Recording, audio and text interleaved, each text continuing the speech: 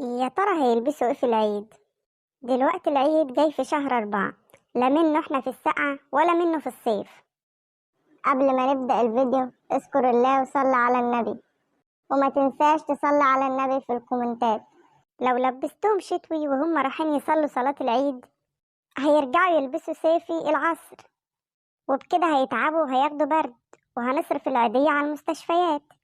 ولو لبستهم صيفي الصبح هيجوا آخر النهار عايزين يلبسوا شتوي، وانا اساسا ما جبت الشتوي. ولو لبستهم حاجه شتوي قديمه الناس هتقلس عليا وتقول ما جابتش حاجه جديده لعيالها.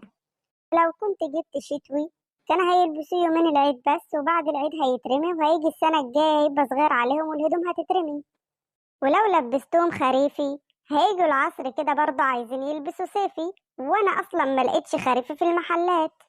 ولو لبسوا خريفي هيسقعوا، ولو لبسوا صيفي هيسقعوا. ولو خففت لهم هيعيوا، ولو تقلت لهم هيعيوا، ولو صيفت لهم هيعيوا.